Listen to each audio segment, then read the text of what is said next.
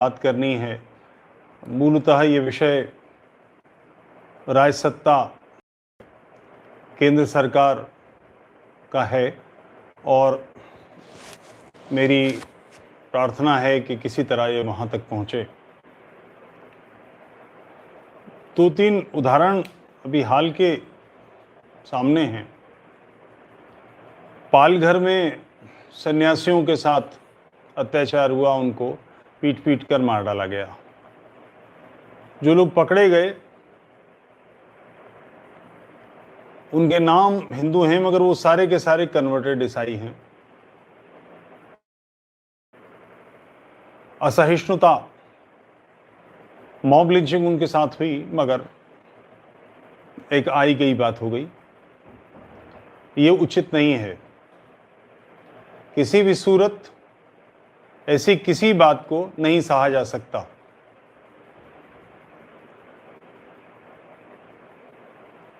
कल्पना करें कि उन सन्यासियों के हाथ में यदि शस्त्र होते, उनका जो ड्राइवर था उसके पास रिवॉल्वर या पिस्टल होता, तो क्या उनके साथ ये अत्याचार हो पाता? ये संभव नहीं था। कश्मीर में एक घटना हुई।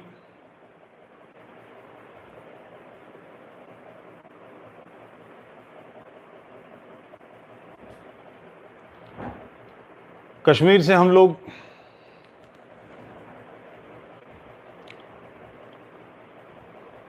एक क्षण के लिए बीच में व्यवधान के लिए क्षमा चाहूंगा, एक क्षण के लिए।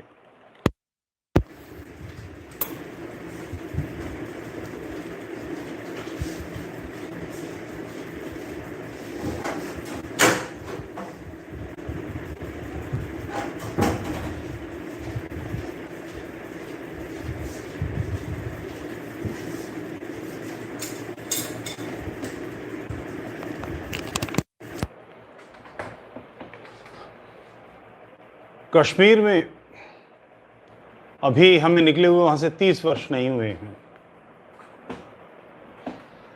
यदि हमारे पास शस्त्र होते तो क्या हम इतनी आसानी से निकल पाते? बंगाल में जो अभी चुनाव के बाद हुआ है, बल्कि हो रहा है, इस ऐसी स्थिति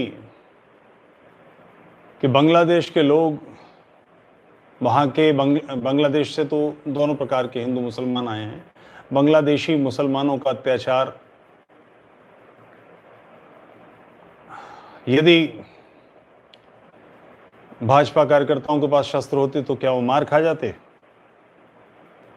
अगर आप भारत का मैप फैलाकर देखें, जो अखंड भारत का नक्शा है, और बहुत दूर न जाएं, अफगानिस्तान से देखें, तो आप पाएंगे कि हम हर किनारे से दबाए जा रहे हैं।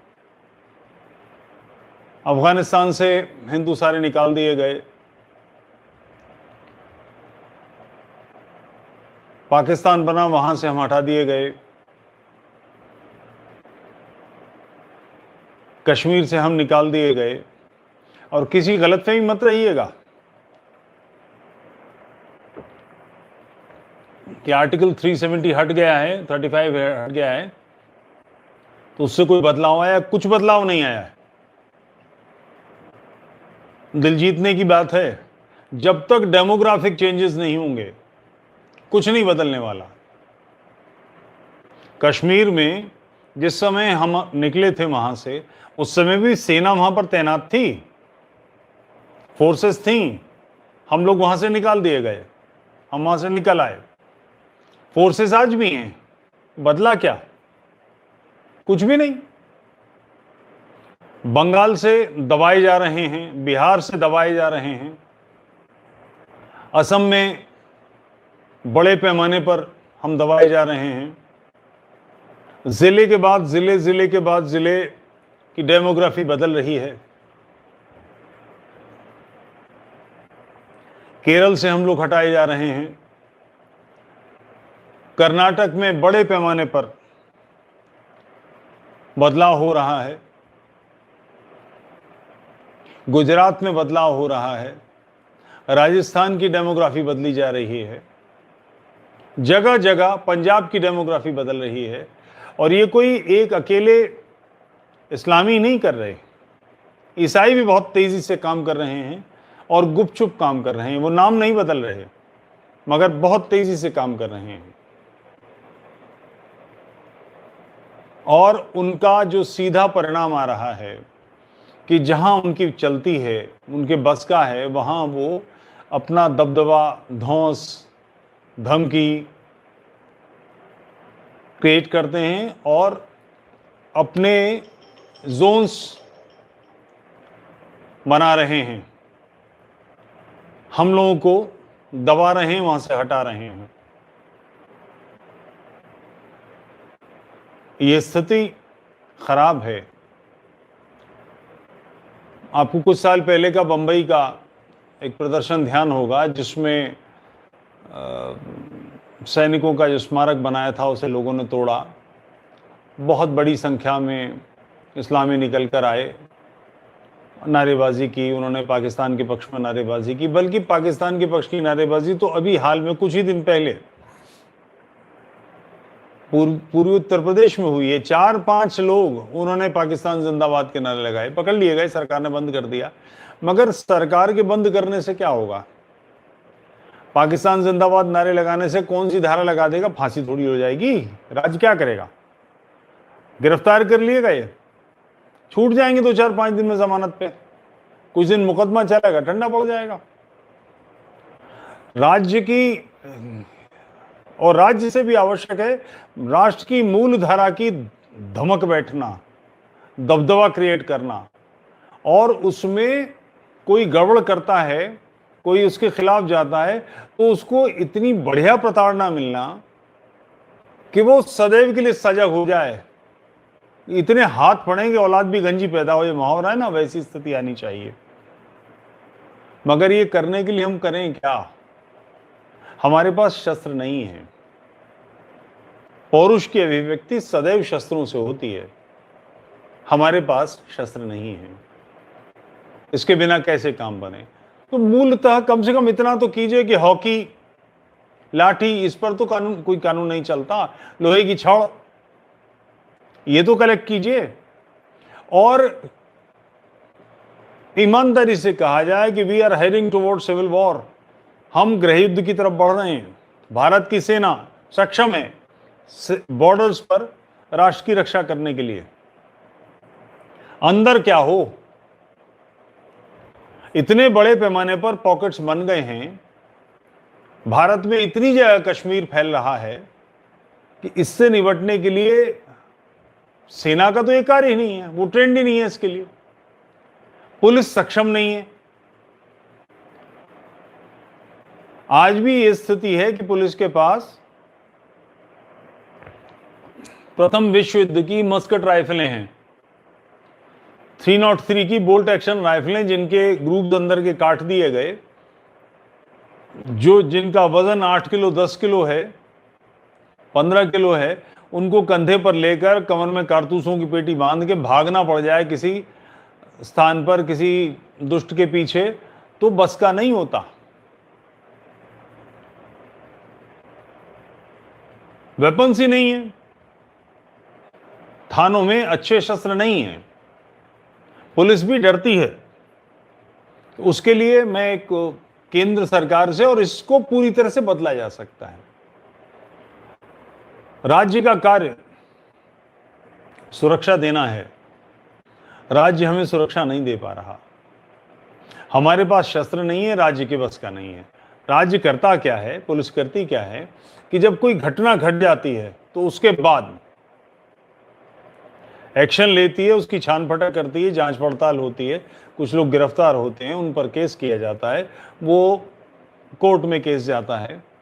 अभी ये जो जजेस बैठे हैं ना, जो कह रहे हैं कि 5 दिन के अंदर, 7 दिन के अंदर ऑक्सीजन का इतना कोटा ले आओ और इतना ये कर दो। एक बड़म पहले जज थे जिन्होंने 3 दिन के अंदर दिल्ली का सारा कूड़ा साफ कर दिया जाए। अबे फूंक मार के उड़ जाएगा क्या? तुम इतने बड़े 30 मार खा हो कि सलमान खान ने अभी तक हिरन की हत्या की, इसकी जांच नहीं कर पाए, और सारे लोग वो काम करते हैं जिसके लिए उनके पास साधन नहीं है। चाबी घुमा दी, ये कर दीजिए, कैसे होगा? आपके आदेश देने से क्या होगा? बदलाव आ जाएगा। कितने मुकदमे पेंडिंग हैं, इसका अनुमान है आपको? कोई कार्य नहीं करते, तारीख देने के अलावा कोई काम नहीं आपका, और आप सबसे अपेक्षा करते हैं। फिर भी कुछ व्यवस्था तो बनानी पड़ेगी इस स्थिति को बदलने के लिए। यदि देश में विप्लव हुआ जैसे इजराइल में हो रहा है, कि इजराइल के अंदर जो फिलिस्तीनी हैं उन्होंने दंगा शुरू कर दिया। फिलिस्तीन जब बना था तो 48% भूमि फिलिस्तीन को मिली थी, 42% भूमि इजराइल के पास थी। फिलिस्तीनियों ने और आसपास के जो देश हैं, इन सब ने मिलकर फिर इजराइल पर हमला किया। कई बार हमले हुए हैं, हर बार इजराइल ने उनको पीटा, धकेला और आगे बढ़ गया। आज केवल 11% फिलिस्तीन रह गया है। ऐसा संभव कैसे? जिस देश की आबादी 90 लाख हो, वो ऐसा कैसे कर पाता है? उसका कारण है कि 90 लाख में 85 लाख सैनिक हैं। प्रत्येक स्त्री को, प्रत्येक लड़की को 2 वर्ष की सैनिक ट्रेनिंग, प्रत्येक लड़के को 3 वर्ष की सैनिक ट्रेनिंग वहां अनिवार्य है। और उस ट्रेनिंग के बाद वो लड़का लड़की अपने शस्त्र, जो AK-47 जैसे हैं, AK-57 जैसे हैं, 56 जैसे हैं, वो अपने साथ घर ले जाता है। यानी कि जो बॉर्डर पर उसकी सेना है वो तो है ही, देश का प्रत्येक नागरिक सैनिक है। हम अगर सैनिक बनना चाहें तो हम नहीं बन सकते, कि हमारे पास साधन नहीं है। इसी के लिए मैं प्रार्थना कर रहा हूं कि लाइसेंस बनाने की प्रक्रिया का कोई समाधान कीजिए और हथियार दीजिए। अच्छा, एकदम से हथियार कहां से आएंगे?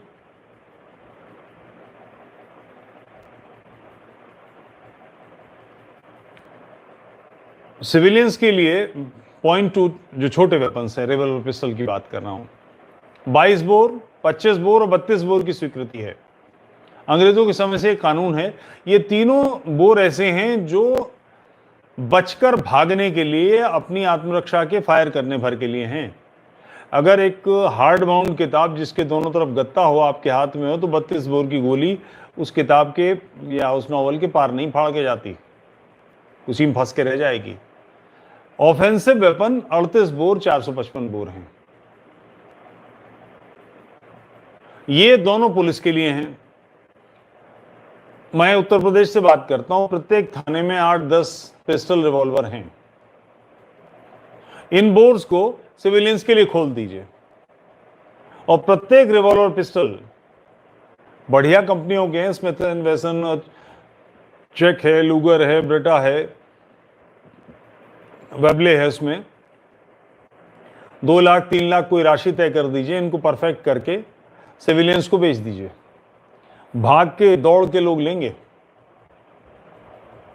और इससे जो धन इकट्ठा हो, उस धन से थानों में AK-47 दे दी जाए, AK-56 दे दी जाए, और जो भी अपेक्षित अच्छे वेपन्स हों वो वेपन दे दिए जाएं। परिणाम ये होगा कि एकदम से उत्तर प्रदेश के अंदर 1,45,000 के 38 के रिवॉल्वर पिस्टल सिविलियंस के पास आ जाएंगे, और थानों में AK-47, AK-56 आ जाएगी। ये वेपन पुलिस की सुरक्षा के लिए काम करेंगे। ये थर्ड लाइन है। फोर्थ लाइन तो सेना है, सेकंड लाइन PSC, पुलिस, ये सारी चीजें हैं। सिविलियंस उनकी सहायक टुकड़ी की तरह काम करेंगे। मैं उस समय तो थाने से एक पुलिस वाला और एक चौकीदार आया कि बोले, डकैतों को साहब घेर लिया है गन्ने के खेत में, और दूर तक गन्ने के खेत फैले हुए हैं, पुलिस कम है। उन्होंने कहा हम क्या करें? बोले साहब आप 2 तरफ से मोर्चा संभाल लीजिए, और आप कुछ नहीं करेंगे, केवल थोड़ी थोड़ी देर बाद फायर करते रहें, जिससे डकैतों को ये लगे कि यहां से पुलिस है, वो उधर नहीं आएंगे, बाकी हम लोग सर्च कर लेंगे।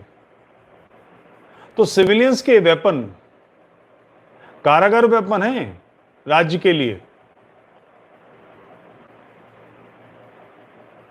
इसके बाद सारी स्थिति बदल सकती है। हम गृह युद्ध की तरफ बढ़ रहे हैं। लगातार दिखाई दे रहा है कि देश को घेरा जा रहा है, जो राष्ट्र की मूल धारा है उसको सिकोड़ा जा रहा है। अभी कुछ समय इसी साल की घटना है, केरल में इस्लामियों की एक परेड हुई थी, एक उन्होंने जुलूस निकाला था। उसमें आरएसएस के वेश में 2-3 लड़के, उसकी जो गणवेश है उसमें, और उनके हाथ में रस्सी पड़ी हुई, और उनको आगे आगे और गालियां देते हुए, और ऐसा ये मतलब दिखाने का प्रयास कि वो आरएसएस के लोगों को पीट सकते हैं। ये क्या कह रहा है? आप केंद्र सरकार हैं, इतनी व्यवस्था कीजिए। पुलिस के ये वेपन सिविलियंस के लिए खुलवा दीजिए। इसमें पुलिस कुछ आईबी के लोग कुछ ऊटपटांग को लगाएंगे कि शस्त्र इतने बढ़ जाएंगे तो फलाना हो जाएगा, ये हो जाएगा। ऐसा नहीं है। अंग्रेज चाहता था कि हमारे पास हथियार ना हो, मगर हमारे पास शस्त्र होंगे तो हम तो राज्य की व्यवस्था में सहयोगी होंगे। कल्पना कीजिए कि दिल्ली में दंगा हो रहा है, इस समय जो भीड़ें इधर उधर घूम रही हैं, इनके पास शस्त्र हों, तो वो लड़का जो अपने ऑफिस से घर जा रहा था, उसे खींच के काट डाला गया, वो मरता अगर उसकी कमर में 38 बोर का रिवॉल्वर होता तो। राज्य सुरक्षा नहीं कर सकता, संभव नहीं है। हर जगह राज्य पहुंच ही नहीं सकता।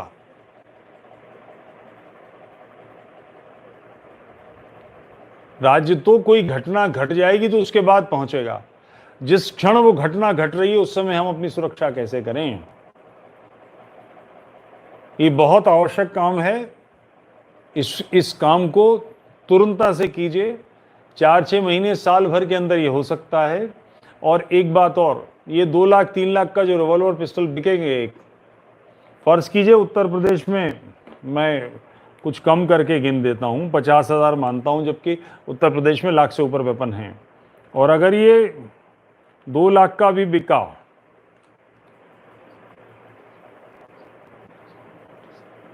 तो उससे 10 अरब रुपया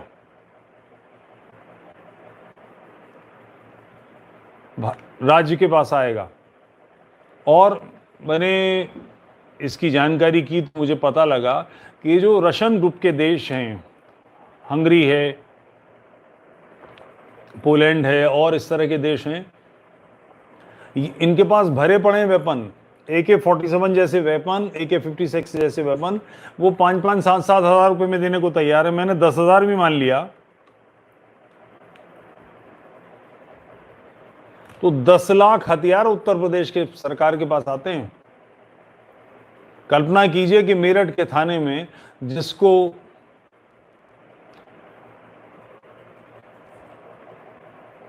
जली कोठी या गुदरी बाजार में जाने में सांस फूलती है, असालतपुरा मुरादाबाद का, जिसमें पुलिस को जाने में समस्या आती है, और उसी पुलिस के पास 40 AK-47 लेकर लोग निकलते हैं या 20 AK-47 लेकर निकलते हैं। किसकी मजाल है जो उनको रोक लेगा? एकदम से आत्मविश्वास बढ़ता है, समाज साथ खड़ा होता है। हमारे नगर में अगर 500 लोग नारेबाजी करते हो, हमारी रोड पर आगे, घर कॉलोनी के आगे से निकलें, तो हम क्या करें? हमसे क्या अपेक्षा और हमारे पास है क्या?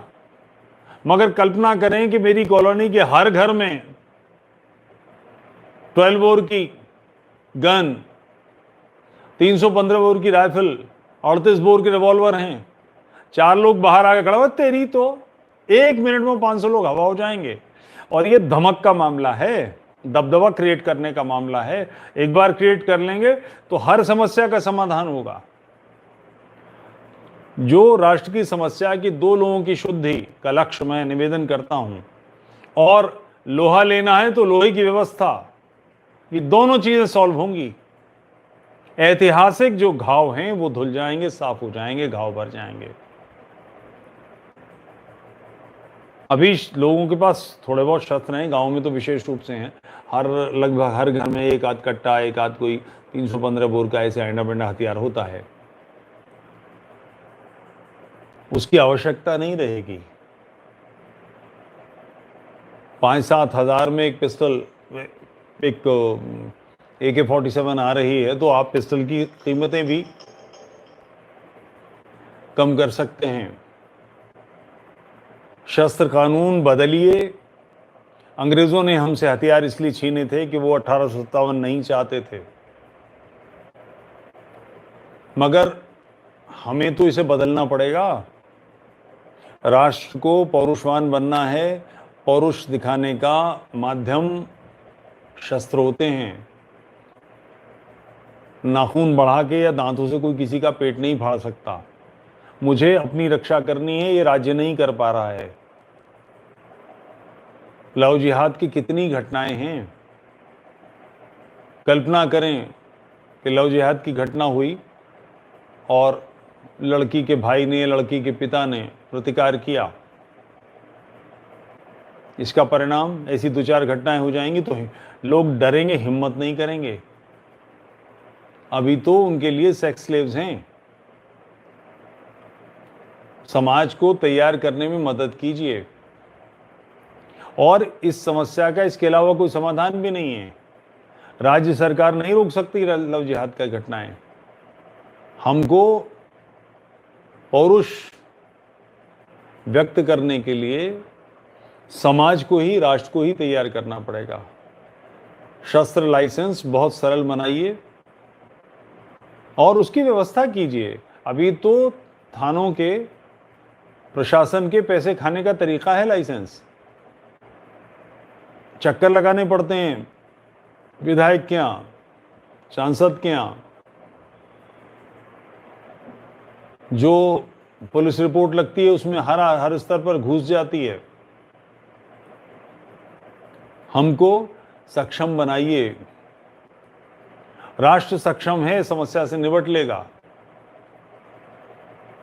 इजराइल भी इसलिए निपट पाता है कि वो सक्षम बना दिया गया है, उसके पास शस्त्र है। इतनी व्यवस्था कीजिए। शस्त्र लाइसेंस और शस्त्रों की व्यवस्था हो जाएगी तो इस सिविल वार से हम बहुत आसानी से निपट लेंगे। ये जो 1200-1300 वर्ष की समस्या है, इसका तिया पांचा कर देंगे, इसका बाजा बजा देंगे। कृपया इस पर, और जहां जहां आप सब लोग इस पर थोड़ा दबाव डालिए, जहां जहां आप बात पहुंचा सकते हैं बात पहुंचाइए। अपने MLA से, अपने MP से कहिए कि शस्त्र कानून सरल बनाइए। ये हो सका तो राष्ट्र फिर से विजयी होगा। भारत माता जगत जननी बनेगी, भारत पुनः अखंड होगा। अभी हमारी स्थिति नहीं है, और एक बार हम बन गए तो फिर क्या पेशावर, और फिर क्या लाहौर, और फिर क्या ढाका और जैसौर, ये सब हमारे पिछड़े हुए क्षेत्र हमें लौटेंगे। इनका राष्ट्र, इनका समाज हमारा समाज है जो भ्रष्ट कर दिया गया, ये सब वापस लौट आएगा। पौरुष का कोई विकल्प नहीं है, मगर उस पौरुष को अभिव्यक्त करने के लिए साधन चाहिए। केवल आज इतनी बात कहनी थी। आप सब लोगों ने कृपा की, गंभीरता से इस विषय को सुना। बहुत बहुत धन्यवाद। प्रणाम स्वीकारें।